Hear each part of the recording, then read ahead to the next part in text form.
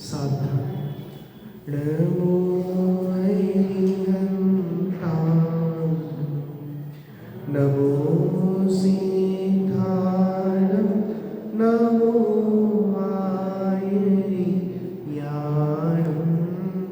नमो वच्छायाणं, नमो नुये सर्वसाहुणं। मंगलम भगवान वीरो, मंगलम गौतमोगणि, मंगलम कुंद कुंदार्यो, जैन धर्मोस्तु मंगलम, जैन धर्मोस्तु मंगलम।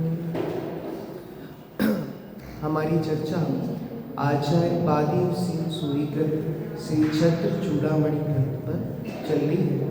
इसमें हमने देखा है कि एक हेमांगद नाम का देश है, राजपुरी उसकी राजधानी है। उस पे सत्येंद्र नाम के राजा राज्य करते हैं। उनकी रानी का नाम विजया है। राजा सत्येंद्र रानी विजया में इतने व्यस्त हो जाते हैं कि सारा राज्य काज भूल जाते हैं और काष्ठांगार को सारा राज्य सौंप देते हैं।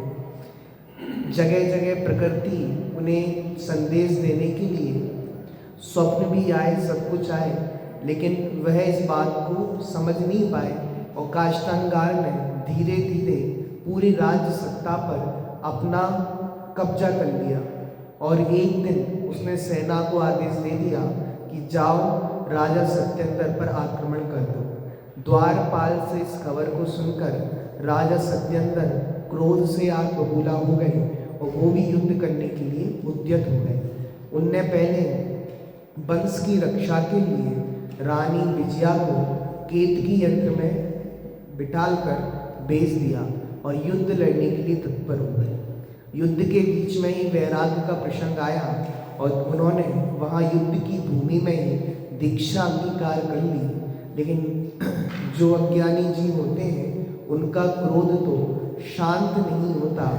फिर भी काष्ठांगार ने मुनि अवस्था में ही राजा जो मुनिराज सत्येंद्र थे उनका वध कर दिया। अपने परिणामों के निर्मलता के कारण उन्होंने स्वर्ग की प्राप्ति की। उसी बीच सारी जनता शोकाकुल हो गई और वैराग्य का विचार करने लगी। उसी बीच जनता देखती है कि जिस यंत्र से रानी विजया को राजा सत्येंद्र ने भेजा था वो यंत्र वहाँ पर उसी नगर की शमशान भूमि में गिर जाता है। शमशान भूमि में जैसे गिरता है तो रानी विजया शमशान भूमि पर जा पड़ती है। फिर आचार्य ने नीति बताई थी, देखो पुण्य पाप की विचित्रता, कि पुण्य का उदय था तो प्रातः काल तक पटरानी थी और वही मध्याह्न के समय में शमशान भूमि में पड़ी है। रानी विजया गर्भवती थी। उसी बीच रानी विजया मूर्छित हो जाती हैं और उनके कोख से जो 23वें कामदेव थे ऐसे जीवनधर स्वामी का जन्म होता है। और पुण्य पाप की अद्भुत लीला तो देखो, जो जीव मोक्ष जाने वाले हैं वह जीव भी शमशान भूमि में जन्म लेते हैं। इस तरह से बहुत सुंदर कथा हमने कल तक देख ली थी। अब रानी विजया अपने पुत्र जिसका अभी अभी जन्म हुआ है, जिसका नाम क्या है, जीवनधर, उसको लेकर बैठी हुई थी। देखो उसी बीच एक घटना, धाय के रूप में देवी का आगमन। एक देवी आई और रूप किसका है, धाय का। तावतः देवता काचे धात्रीभीषेण संदेधात्, तत्रैव पुत्र पुण्येन पुण्ये किं बाधुरासदम्। उसी समय वहाँ पर पुत्र के पुण्य से कोई देवी धाय का भेष धारण कर आई। पुण्य के उदय से क्या दुर्लभ है, कुछ भी दुष्प्राप्य या दुर्लभ नहीं होता। जब पुण्य का उदय होता है तो कोई चीज दुर्लभ नहीं है। पुण्य के उदय से सारी चीज सुलभ है।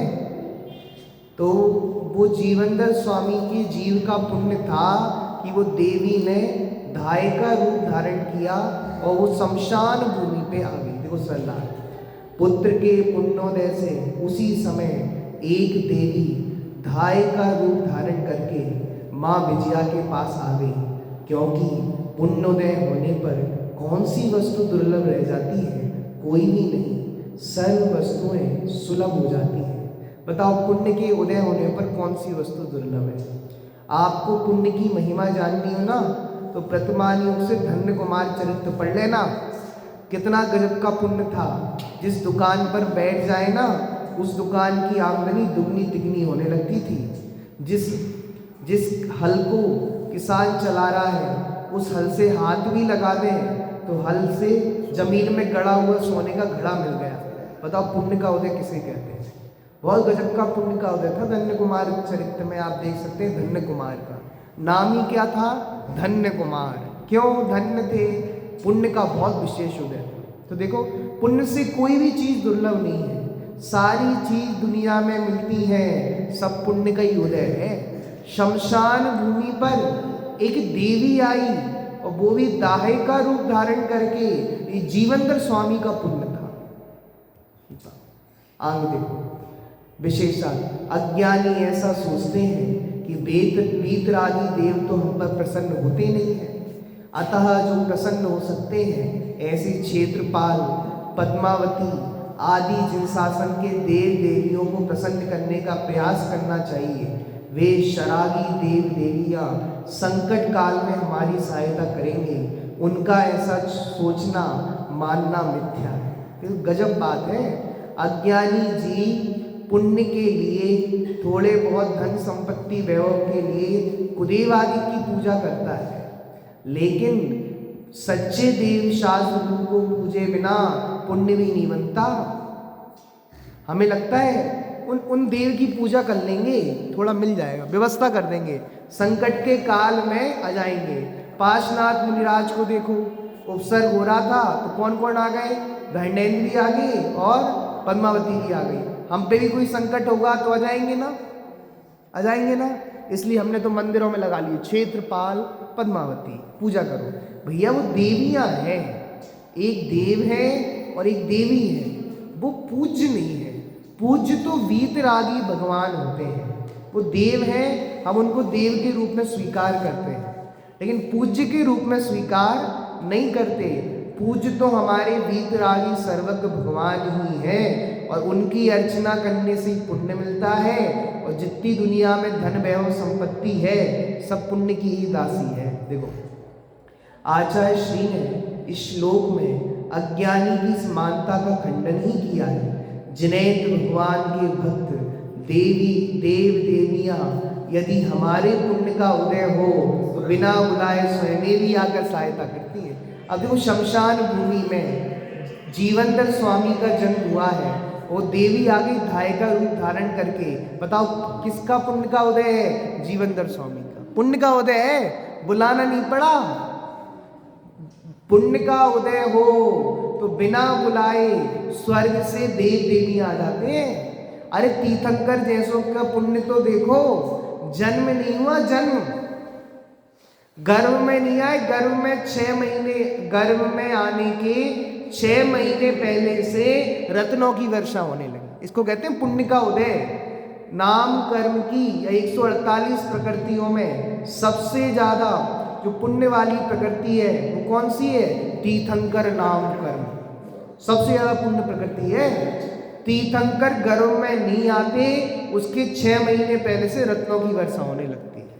देव देवियां सेवा करने आ जाती, अभी तो जन्म ही नहीं लिया। बताओ, जन्म अभी गर्भ में नहीं आए, उसके 6 महीने पहले से सारे देव देवियों की व्यवस्था कर देते हैं। देवियां माता की सेवा में लग जाती हैं, तत्व चर्चाएं करती हैं। बताओ कितना गजब का पुण्य है। अभी आए ही नहीं है बिंदु भैया, अभी तो आए नहीं है, गर्भ में नहीं आए, उसके पहले रत्नों की वर्षा, उसके पहले देवियां सेवा कर रही है माता की। इसको कहते हैं पुण्य का उदय। दुनिया में हर काम पुण्य के उदय से होता है। हम करते हैं चतुराई से होता होगा, हमारी 1.5 अकल से होता होगा। दुनिया में पैसा भी पुण्य से ही आता है, सब कुछ पैसा, सब चीज पुण्य से होती है। देखो देखो, माँ विजया और जीवनधर कुमार की सहायता देवी ने स्वयं ही आकर की है ना। देव गति के देव हमारे साधर्मी अवश्य है। कौन है वो? भैया दंडनायक और पद्मावती कौन है? साधर्मी है भाई साहब। आपको हम जय नयन तो कर लेंगे, क्या कर लेंगे? आपको जय नयन तो कर लेंगे, थोड़ा बहुत सम्मान भी दे देंगे, आइए आइए विराजमान होइए बैठिए, लेकिन हम आपकी पूजा नहीं कर सकते। अष्ट द्रव्यों से पूज तो वीतरागी भगवान है। कितने गजब का शब्द लिख लिया, साधर्मी अवश्य है वो, क्योंकि हम भी वीतराग भगवान के उपासक हैं और देवी उन्हीं वीतरागी भगवंतों के उपासक हैं। अतः साधर्मी को साधर्मी पर उपकार करने का भाव आता ही है। रागी देशी देव कोई भी देव देवियाँ हमारे लिए वंदनीय पूजनीय नहीं है। देव देवियों का उल्लेख ना तो नमोकार मंत्र में है न चंतारी दंडक में। बताओ नमोकार मंत्र में कौन से देव को नमस्कार किया? भवनवासी, बेंतर, ज्योतिषी, पैमानी, किसी को किया? अरे ये देव है पर पूजनीय देव नहीं है। हमारे यहाँ देव पूजनीय सिर्फ दो ही हैं, अरिहंत और सिद्ध। देखो विशेष स्पष्टीकरण के लिए मोक्ष मार्ग प्रकाशक का छठा अध्याय पृष्ठ 173 कार्तिकेय उपेक्षा की गाथा क्रमांक 31 एवं 320 देखें। देखिए हित चिंतकों के सानिध्य में दुख बढ़ता है। नीति ताम पश्यन्त्या अभूतस्या उद्वेला शोक सागरा सन्निधौ सुबंधुना दुःखमुन मस्तकम भवे।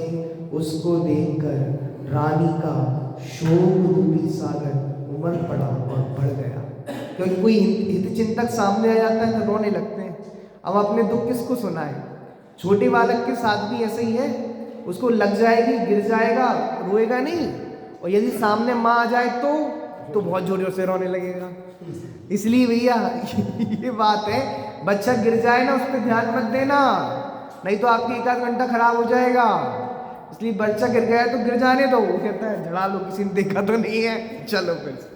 तो क्यों कि जब हितचिंतक सामने होता है, स्वयं बंधु सामने होता है तो दुखी होते हैं। नीति है देखो, निश्चय से अपने बंधुओं के निकट होने पर दुख पूर्व से अत्यंत अधिक हो जाता है। जब भी कोई शोक का समय हो तो जीव को अकेला छोड़ दो। अगर आप उसके पास जाओगे तो और दुखी होगा और दुखी होगा। इसलिए सबको अपने हाल में छोड़ दो, 1 घंटे के लिए, 2 घंटे के लिए।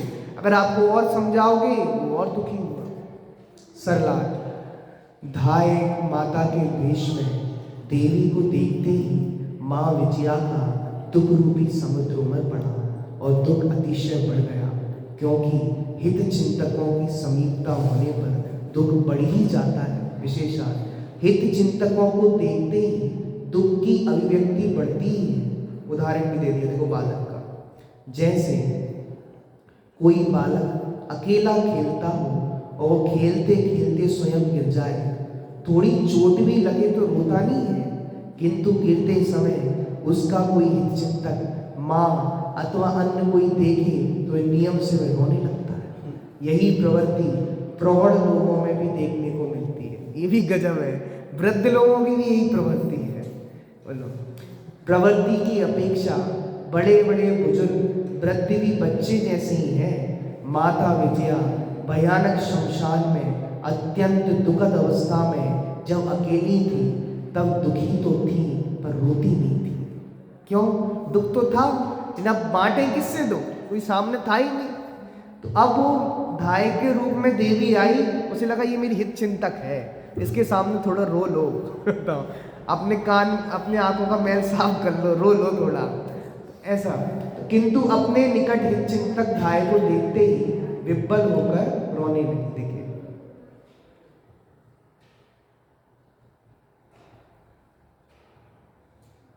रोने लगी। अब वो जैसे ही रोने लगी तो देवी तो हित चिंतक थी, उनको समझाने लगी। देवी का माँ विजया को समझाना, देवता तो समाश्वासा जात महात्म वर्णई उर्नादि दर्शनो भूतैर देवीं सावित्र गोचयत। तदंतर उस देवी ने भौंके मत, बालों के ऊपर भौरी इत्यादि अनेक चिन्ह दिखाकर बालक का महत्व वर्णन करके उस रानी को विश्वास दिलाया और इस प्रकार कहा। विश्वास दिलाया, क्या क्या चीज देखकर देखो। तब धाय का रूप धारण करके आई देवी ने रानी विजया को बालक के भौंके मध्य में बालों के ऊपर भौरी आदि के सूर चिन्ह दिखाए। किसके? भौरी के। और विश्वास पूर्वक धैर्य बांधा कर नवजात शिशु के महत्व को समझाया कि सुनो, ये बहुत पुण्यशाली जीव है, कोई छोटा मोटा जीव नहीं है। तुम इसकी परवरिश करने के लिए, लालन पोषण करने के लिए घबराओ मत, सब व्यवस्था हो जाएगी। किसी भी माँ को प्रेम पूर्वक सहज जीतना हो तो उसके पुत्र के गुणों की प्रशंसा करो और पुत्र की विशेषता बताते जाओ, तब वह माता प्रसन्न तो होगी और उसके साथ ही आपकी अन्य बातें भी मान ले। किसी माता को प्रसन्न करना हो तो कह दो आपका पुत्र तो बहुत अच्छा है, राजा बेटा है, तो माता भी प्रसन्न हो जाएगी। बेटे की तारीफ मतलब माँ की तारीफ। आखिर बेटा किसका है? तो लोग कहते हैं ना, जैसे मान लो बेटी की तारीफ हो रही हो बहुत अच्छी, तो लोग कहते हैं देखो बेटा आखिर है किसका। तो एक्चुअल में बेटे की तारीफ को अपनी तारीफ समझते हैं।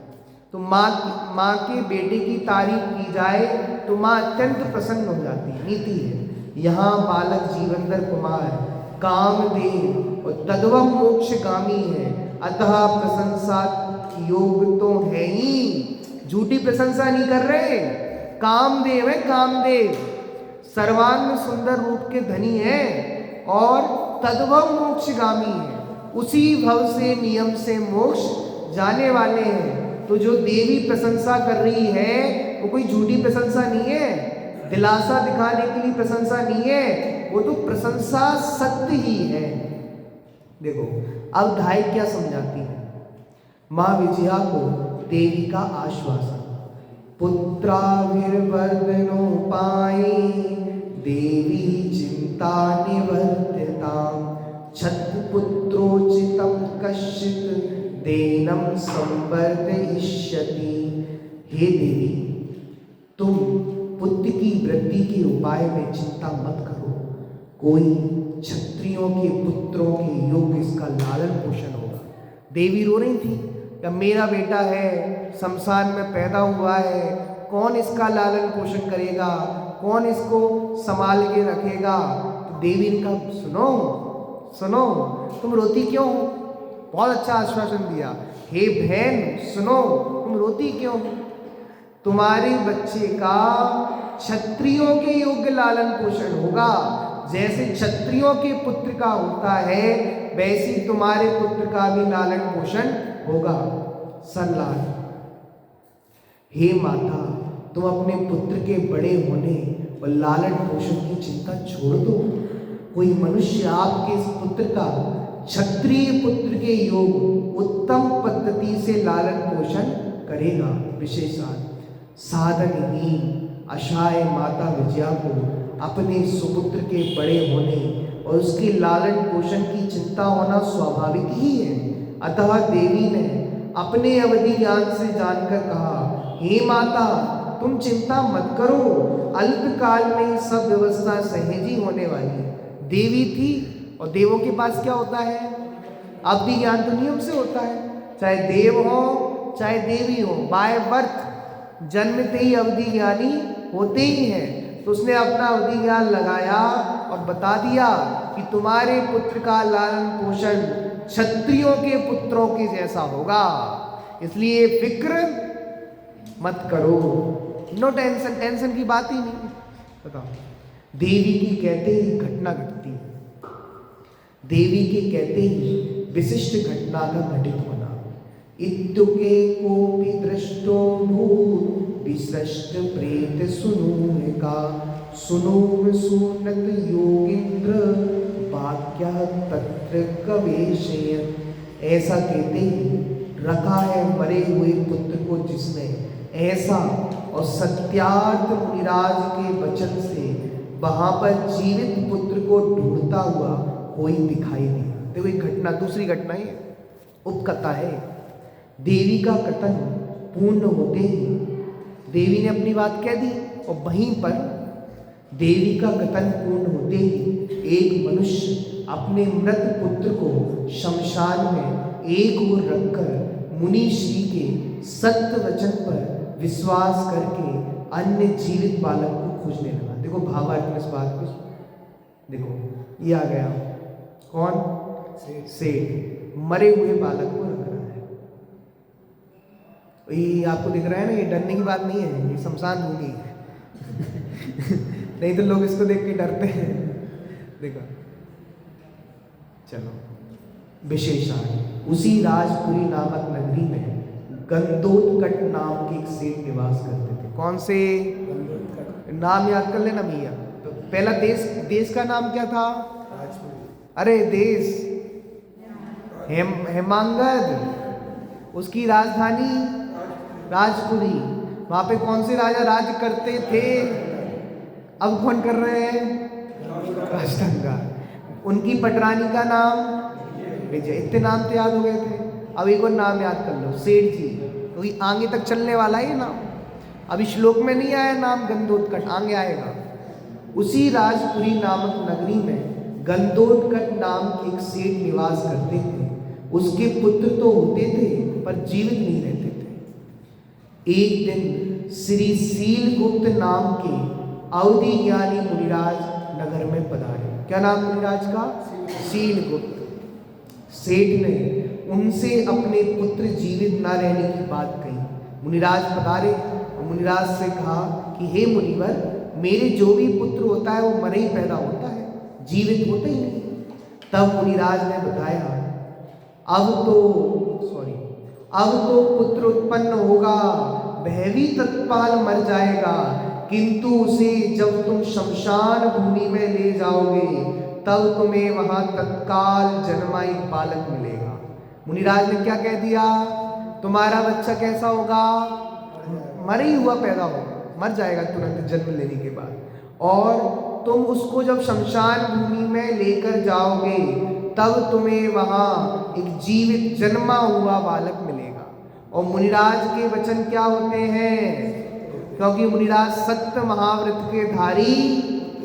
मुनिराज के 5 महाव्रत है ना, 5 महाव्रत में सबसे पहला है अहिंसा महाव्रत, और दूसरा मुनिराज झूठ नहीं बोलते, क्योंकि 28 मूल गुणों में एक मूल गुण है सत्य महाव्रत।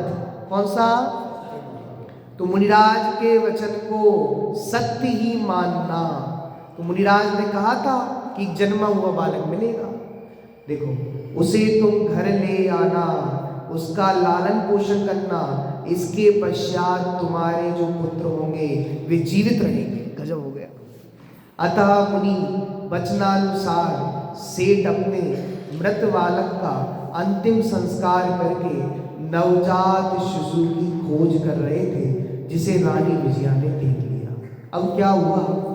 अब उन्होंने मरे हुए पुत्र को तो रख दिया, अब वो नए जन्म बालक की खोज कर रहे थे। क्यों कर रहे थे? क्योंकि उन्हें मुनिराज के वचनों पे विश्वास था कि मुनिराज ने कहा था शमशान में कोई अभी नवजात जन्मा हुआ बच्चा मिलेगा। देखो, माँ विजया का देवी के वचनों पे विश्वास, देवी के वचनों पे विश्वास था, क्योंकि देवी ने कहा था कि तुम्हारे पुत्र का लालन पोषण क्षत्रियों के योग्य होगा। तो इस प्रकार का विचार उनके मन में भी था, और वो सेठ जी ढूंढ भी रहे बच्चे को। अब आप तो पता चल गया ना क्या होने वाला है, अब देख लेना। तद दर्शनेन तद वाक्यम प्रमाणम निर्णयाय सा निश्चला विषंबादत वस्तुनो ही विनिश्चया। उस विजया रानी ने उस सेठ को देखने से देवी के वचनों को प्रमाण और सत्य समझा। निश्चय से निश्चल, स्थिर और विसंवाद रहित वचन से वस्तु का निश्चय होता है। मतलब अगर सच्चे वचन हो तो वस्तु का सच्चा निर्णय होता है। सरलाल माता विजया ने गंधोत्कच को बालक की खोज करते हुए देखकर देवी के वचनों को प्रमाणित और सत्यार्थ मान लिया, क्योंकि प्रमाणित और विवाद रहित वचनों से वस्तु तथा कथनों पर विश्वास होता ही है। विशेषार्थ, किसी वस्तु, घटना अथवा कथन का निश्चय प्रत्यक्ष रूप से प्रमाणित हो जाता है, उस पर प्रतीति श्रद्धा होती है। चतुर लोग परीक्षा करके अथवा प्रत्यक्ष अनुभव करके सत्यासत्य का निर्णय करते हैं। वास्तव में यथार्थ निर्णय करने के लिए यही पद्धति सुखद है। किसी भी चीज का निर्णय करना हो, ये तो प्रत्यक्ष प्रमाण से कर लो देखकर, या प्रत्यक्ष प्रमाण से नहीं हो रहा है तो चतुर लोग क्या करते हैं? परीक्षा करते हैं। आपको सोना खरीदना है तो सोना असली है कि नकली, क्या करके देखोगे? परीक्षा करके देखोगे कि सही है क्या नकली। तो चतुर लोग तो परीक्षा करके देखते हैं। तो देवी ने जो कहा था उसके वचन प्रमाणित हो रहे हैं, क्योंकि एक सेठ पुत्र की तलाश में घूम रहा है। रानी विजया को देवी के वचन प्रमाणित हो रहे हैं। अब सुनो, राजमुद्रा पहचान कर माँ का छिपना। ततो गत्यंतरा भावे भावा देवता प्रेरणा सा पितृये मुद्र्योपेत मां शांत धर्मासुतम धासुतम। तदनंतर वह रानी और कोई उपाय न देखकर एवं उस देवी की प्रेरणा से पिता की मुद्रा से युक्त पुत्र को आशीर्वाद देकर छिप गई। देवी का कथन सत्य है। ऐसा निर्णय होने पर माँ विजया अन्य कोई उपाय न होने से देवी की प्रेरणा से राजा सत्येंद्र की राजमुद्रा अंगूठी अपने नवजात बालक को पहनाकर उसे आशीर्वाद देकर वहीं छिप गई। जो राजमुद्रा थी ना, वो बच्चे के उंगली में पहना दी और वो छिप गई। देखो विशेषार्थ, मतलब माँ कितना बड़ा बलिदान दे रही है अपने पुत्र के लिए कि मेरा बेटे की अच्छे से लालन पोषण हो तो मेरे साथ रहेगा, तो उसका अच्छा लालन पोषण नहीं होगा। वो राजा का बेटा है तो उसका राजयोग्य है, तो उसका राजा की तरह ही, राजपुत्र की तरह ही लालन पोषण होना चाहिए। तो माँ ने उस बेटे को एक तरह से छोड़ दिया। विशेषार्थ, माँ अपने तत्काल प्रसूत पुत्र को परिस्थिति वह जब छोड़ती है तो उसे होने वाले अंतरंग असह दुख को वह स्वयं ही जान सकती है। अभी का जन्मा हुआ बच्चा है, छोड़ दिया। वो तो गजब की बात होती है जब हम पेपरों में पढ़ते हैं कि अभी बच्चा जन्मा हुआ था, वो डस्टबिन में पड़ा मिला। कैसी माँ है बताओ? बोलो, झाड़ियों में छोड़ के चले जाते हैं बच्चों को, कैसी माँ है बताओ? माँ अपने बच्चे को गर्भ में ही मार देती है, कैसी माँ, कैसा बताओ? तो ये माँ कहलाने लायक नहीं है जो अपने बच्चों को छोड़ दे, पर ये परिस्थिति वह छोड़ रही है, मजबूरी है। ये अपने बच्चे का भला चाह रही है, तो नुकसान नहीं चाह रही है। तो देखो, अनुभव कर सकती है। उस दुख को कहने अथवा लिखने में कोई भी समर्थ नहीं हो सकता। उस दुख को कौन कहे बताओ? उस दुख की पीड़ा तो वो माँ जाने, केवली भगवान जाने, कभी क्या जो है उसके बारे में। अपने हृदय पर पत्थर रखकर निरुपाय रानी विजया देवी की प्रेरणा से बालक के हाथ में राजमुद्रा पहनाती है। उसका उद्देश्य ये है कि बालक को उठाकर ले जाने वाला व्यक्ति जान ले ये पुत्र राजपुत्र है, कोई गरीब का नहीं है, जिससे उसका लालन पोषण भी राजपुत्र जैसा ही हो। पुत्र को आशीर्वाद देने का, उसकी दीर्घायु की कामना करने का माँ को जन्म सिद्ध अधिकार होता है। उस अधिकार का उपयोग करके चिरकाल पर्यंत जीवित रहो, ऐसा आशीर्वाद देकर स्वयं लज्जावश वही झाड़ियों में छिप जाती है। बालक पाकर अत्यधिक प्रसन्न हुआ। गंदो कटो पितम पश्यन् नात्री तब देश नायिका एदो निवेशी जनिर्दृष्टा किंबा ना प्रियते मणि। कितनी सुंदर नीति। बेश्यों के मुखिया, किसे मुखिया? बेश्य किसे कहते हैं? व्यापारी। तो वैश्य मतलब व्यापारियों में जो श्रेष्ठ थे। वैश्यों के मुखिया गंदोत्कटवी उस बालक को देखकर देखते ही रहे, तृप्त नहीं हुए। क्यों तृप्त नहीं हुए? कामदेव थे, कोई ऐसे बालक नहीं थे, रूप बहुत सुंदर था। नीति, ईंधन ढूंढने वाले मनुष्यों द्वारा देखी गई मणि क्या प्रीति के लिए नहीं होती? ढूंढ क्या रहे थे? ईंधन। और मिल क्या गई? मणि। ईंधन क्यों ढूंढ रहे थे? ईंधन इसलिए ढूंढ रहे थे हमारे घर का चिराग जल जाए। क्या जल जाए? चिराग। भाई साहब चिराग नहीं मिला, हीरा मिला है। क्या मिला है? हीरा। ढूंढ ईंधन रहे थे कि हमारे घर का चिराग जल जाए, लेकिन मिल क्या गया? हीरा। बताओ, ये तो आश्चर्य के लोग, किंतु अवश्य प्रीति के लिए ही होती है। शरलाट, शमशान में खोजते हुए श्रेष्ठ भर गंदोत्कट को उस बालक को देखकर अत्यधिक प्रसन्नता हुई। वे बालक के सौंदर्य को बार बार देखकर भी तृप्त नहीं हो रहे थे। जैसे ईंधन की खोज में जाने वाले निर्धन व्यक्ति को यदि मणि मिल जाए तो क्या उसे अत्यधिक प्रसन्नता नहीं होती? होती ही है। अतः वैसा ही आनंद सेठ गंदोत्कट को हुआ। विशेषार्थ, शेठ गंदोत्कट तो मुनिराजों के वचनों पर विश्वास करके शमशान में किसी बालक को इसलिए खोज रहे थे जिससे कि भविष्य में होने वाले अपने बच्चे जीवित रहें। बस यही कामना थी कि बच्चा मुझे मिल जाएगा तो अब मेरे जितने भी बच्चे होंगे वो जीवित रहेंगे। बालक जीवंतर तो उनके बच्चों के जीवित रहने का निमित्त बनेगा।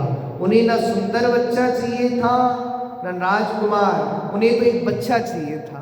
बोलो गजब। देखो 2 मिनट।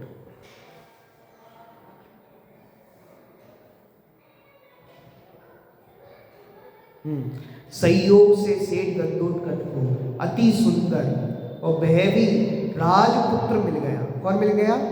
अगर कोई ऐसा वैसा पुत्र मिलता तो शंका ही रहती, कौन होगा, इसका कुल कौन सा होगा, तो शंका वाली बात रहेगी। उसका वो जैसे प्रेम से वात्सल्य से लालन पोषण होता वो नहीं हो पाता। अब पता चल गया राजपुत्र है। बच्चे के हाथ की अंगूठी देखकर सेठ को विश्वास हो गया ये राजपुत्र ही है। अतः ईंधन के स्थान पर मणि मिलने पर जैसा आनंद निर्धन लकड़हारे को होता है वैसा ही आनंद सेठ गंदोत्कट को हुआ। अब हम देखेंगे कल वह सेठ उनका क्या नामकरण करते हैं और आगे क्या घटना घटने वाली है, किस प्रकार उनका लालन पोषण होगा। चलिए सहजानंद